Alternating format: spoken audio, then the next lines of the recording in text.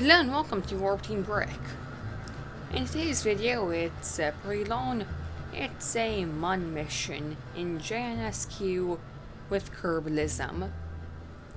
And so, the way I'm doing this is a multi-launch setup. So the launch you're seeing right now is the lander, which will go to MUN orbit by itself, where it will wait for the crew to arrive on my Mini Space Shuttle.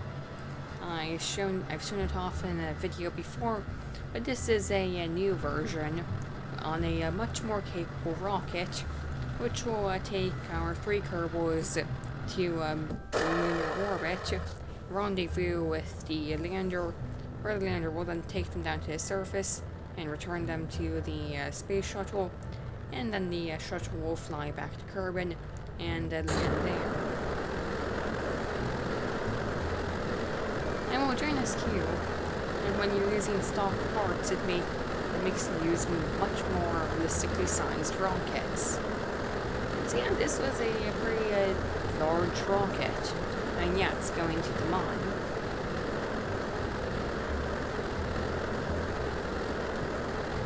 And now the design, well, I had some sort of rocket boosters on the first stage. Well, actually, they were the first stage, and the second stage, which was liquid hydrogen, then a second core stage, which used liquid methane, and now this upper stage using a Wolfhound engine. And well, the main reason I used the specific fuels I chose, well, it's mainly because I hadn't used those engines before, and I wanted to try them because I really hadn't used any of the features from cryo engines and cryo tanks, which is one of the mods I have installed. Anyways, we're already on our course to the MUN, and doing a quick correction burn, and just using the RCS to finish that up. Also, because we're using Kerbalism, I have limited engine ignitions, which, yeah, that causes some issues later on. Also, sorry for any background noise. So we've inserted into orbit, and I'm going to do several burns to get into a more circular orbit. And I'm also going to make heavy use of the RCS because I want to preserve as much fuel as possible for the final landing. And I now understand why JNSQ and Kerbalism is such a challenge. Yeah, no, it definitely is. And I probably should have planned this mission better, as you'll see later.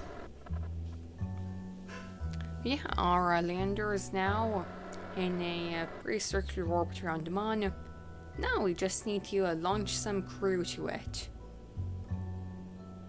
I'm just getting some cinematic shots of it here. But yes, it is time to launch crew. So yeah, this rocket is pretty similar to the first, though with larger solid rocket boosters and those large fins to counteract the lift and the drag provided by the wings of the space shuttle, which is mounted on the top. Also, I actually considered doing it side mounted at first, but that would have caused so many issues. That yeah, it's top mounted, and yeah, that's the issue I talked about with limited engine ignitions. One of the upper stage engines just exploded when I tried to light it. However, we were able to continue on with just one engine, and now we're already doing our translunar injection. And while not much is happening, I'm just gonna say there's probably not gonna be many videos for the next few weeks because of issues happening in real life. So I apologize for that. But regular uploads will resume eventually. And so now we're inserting into orbit around the MUN. And I actually transferred two of the crew into a small habitation module on the transfer stage. And now, they could have been able to EVA over it, just though it was simpler for me to just transfer them using the crew transfer option. But yeah, I put that there to give the crew a little bit more room to move around, so they don't get stressed as much. Because, Kerbalism, it's very unforgiving. Your crew gets stressed over time, and there's things you can do to prevent that. But when crew gets stressed, they cause more part failures, and there's also just Kerbalism. It's a very difficult mod, adds tons of ways for your missions to go wrong. Anyways, going back to what's happening on screen, I was able to get a trajectory that would get us a nice close encounter with the lander. And this was not the first attempt at this mission. The first two attempts, one of them got destroyed by the Kraken, and it was that actually irreversibly broke the save file it was in. The second attempt, I ran out of Delta V, and so I was being very careful with the amount of fuel I'm using. But docking went smoothly, and now we can transfer our crew over. And I tried to do a free IVA transfer. Again, another good mod. Again, apologies for any background noise. But I can't transfer through the docking port because basically the shuttle had a normal sized docking port on it. I need a small sized docking port on it. So I put a docking port on the docking port. Anyways, we're going to go for the landing now. So I'm using the remaining fuel in that upper stage to give us just a slight boost. Just to give us a slight bit more braking. And now we can descend. And I'm going to admit I actually messed up the first time I did this and had to reload a quick save. And I have a Parallax, and I have the collisions enabled for the scatters, so I just had to pray I didn't land on a boulder. As again, this lander, it's a bit poorly designed. I cannot see in IVA where I'm landing. Well, I can't see what's directly below the ship because of design oversights. But it ended up going fine, and it was a pretty smooth landing. Though it's a bit of a slopey. We landed on a slope. So we can have the pilot descend down the ladder onto the surface. I'm using, I believe this is a feature of a Wholcam VDS. The first person view on the Kerbals. And so we can step down onto the lunar surface and look around at the landscape. And there's some larger boulders right near the landing site that thankfully I didn't land on. And you can just see the ground detail provided by Parallax, which again, I very much recommend. So we can plant a flag. And get the rest of the crew over here. I cut out some bits of getting the crew on EVA. And take a nice picture of the lander landed with the Kerbal in the background. Also, I do realize this is kind of similar to a video I already did in Kerbal Space Program 2. But I feel this one was significantly different enough to warrant being its own video. Now we can set up a small surface base using the Breaking Ground TLC surface experiments.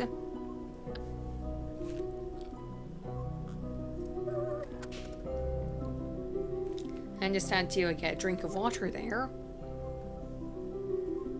So yeah, I had the engineer place down the communications and electricity generation, because those parts are more effective when placed by engineer. And I'm having the scientist place the science experiments down. So I was only able to bring along the mystery goo and the seismometer.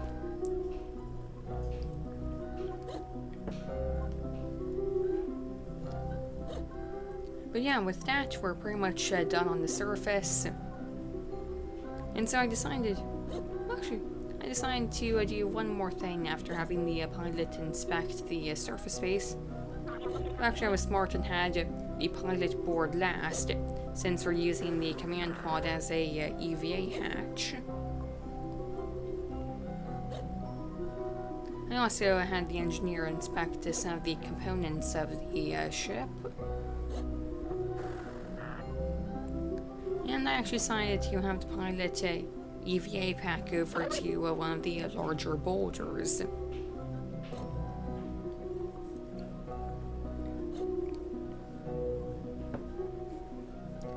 Nice shot of the Kerbin over the moon surface. And we can EVA back over to the lander, climb back up the ladder, and do our final preparations for liftoff. And after time warping for the other ships who will be over us, now we can lift off. It's a pretty normal ascent from the moon, just requires more Delta V because JNSQ.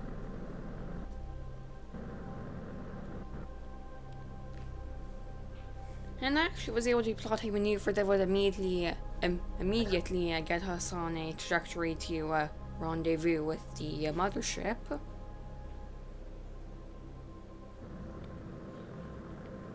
And so just performing the burn.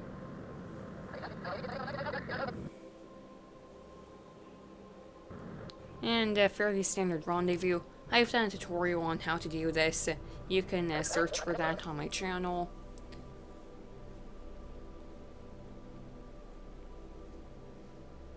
So yeah, just killing our velocity and burning towards the target. So this is going to be a bit interesting since the target ship is uncontrollable. I neglected to put a probe core on it.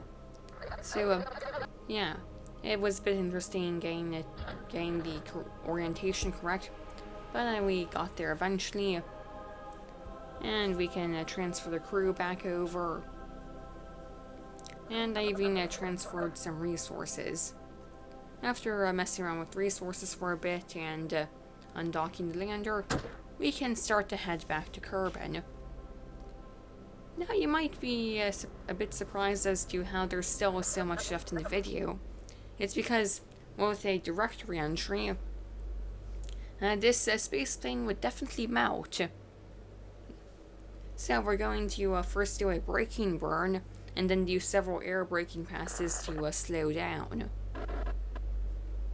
And so I'm first actually setting my periapsis a bit above the atmosphere, so I'll be able to do a burn to slow down.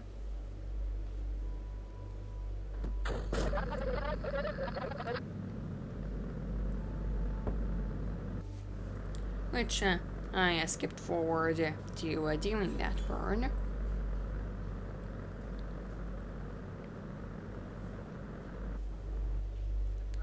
And so now we kind of have to do tons of passes through the Vianalan belts of Kerbin, which it's not good for the crew. And there I was just doing our deorbit burn, so we can start our aero brake passes. In fact, so Kerbalism, it tells you just how close your crew are to dying from various things, and their radiation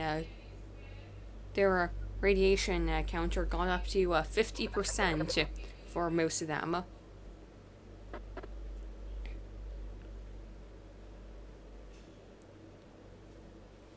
Also, their stress levels got pretty high after this as well. Yeah, no, this mission, I definitely could have planned it out better. Anyways, we're starting our first aero braking pass. And now I have a Kerbal Engineer pulled up, and I'm monitoring the critical thermal percentage. That's basically saying how close each basically it's telling you how close, like which part is the closest to melting, and how close it is to melting. So now we're on to our second air braking pass.